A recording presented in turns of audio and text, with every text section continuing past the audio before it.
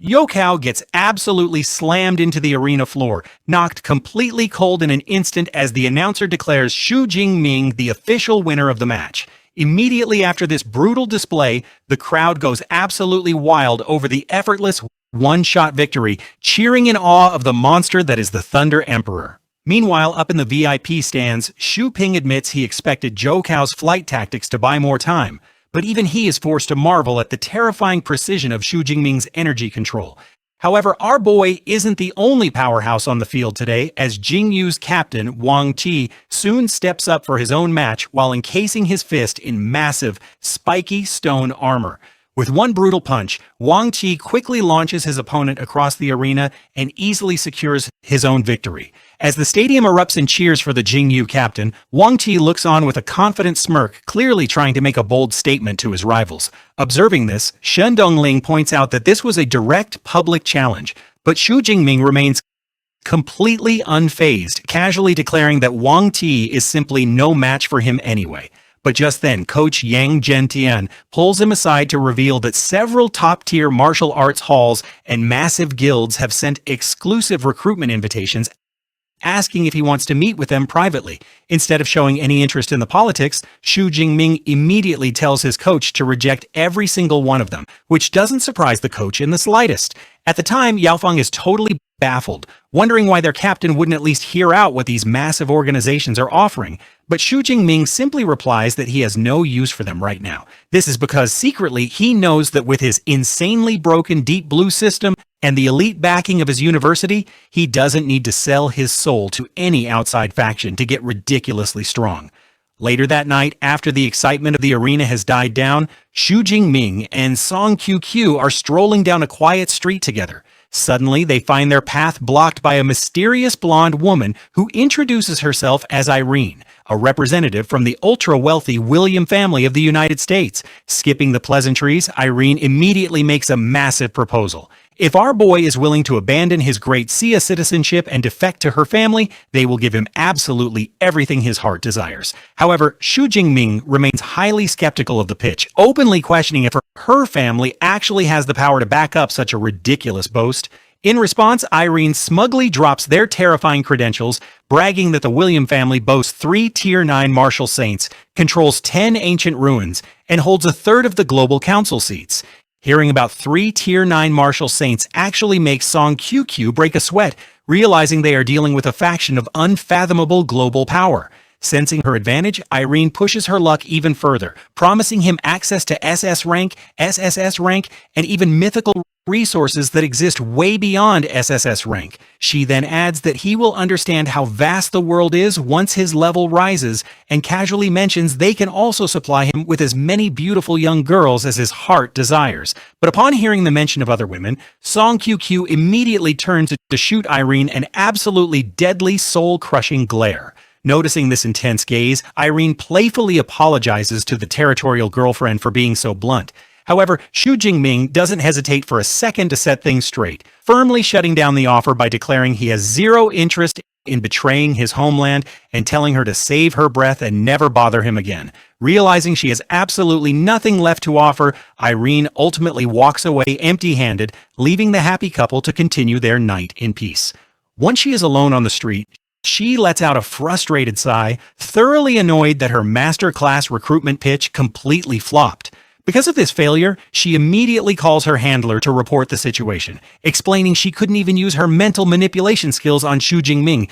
His soul is protected by the powerful aura of a Tier 9 martial saint. Hearing this, her handler gets pissed, immediately asking if they can bypass the talking and skip straight to Plan B to take him out permanently. But Irene quickly shuts that down, pointing out that an assassination is completely impossible because the target is being watched 24/7 by a Tier 8 Grandmaster. And sure enough, we see Vice Principal Ling Shuang hovering in the night sky, watching over them like a hawk.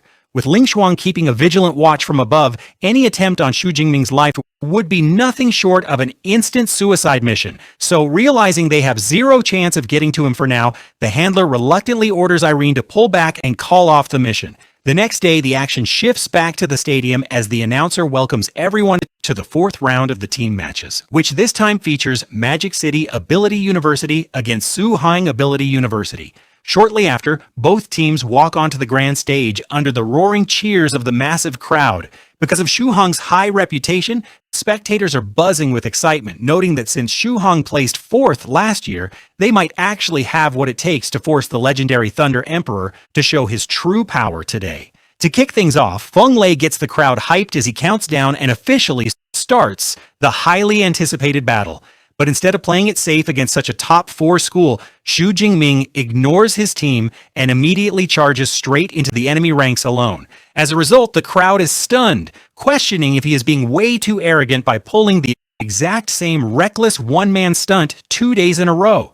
Naturally, the Shu Hong team takes his solo charge as an absolute insult, and their leader furiously declares they aren't some cheap pushovers like Baishan University. To prove their point, their primary elementalist immediately unleashes his trump card, sending a giant terrifying snake of purple electricity crackling straight toward our hero.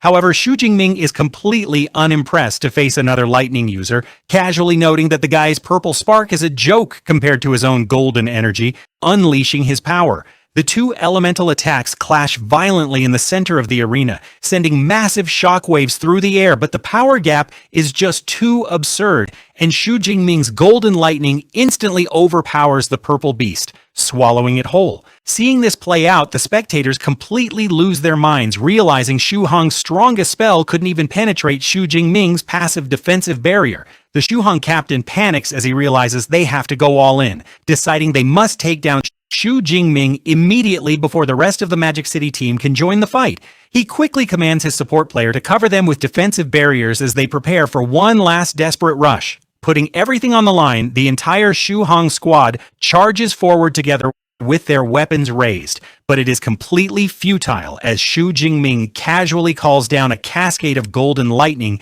that instantly shatters their defensive shields to pieces. With the enemy team completely defenseless and in shock, Xu Jingming mockingly notes that relying on his lightning magic is basically bullying, inviting them to show him what they can do in a pure physical clash instead.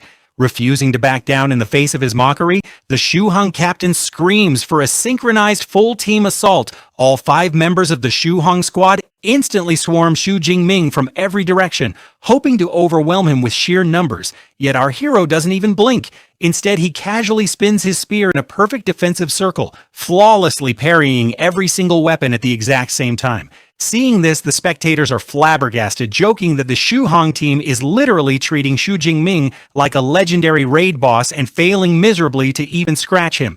Then, shifting smoothly into counterattack mode, Xu Jingming brutally knocks out one of his opponents with a clean, devastating physical strike of his spear.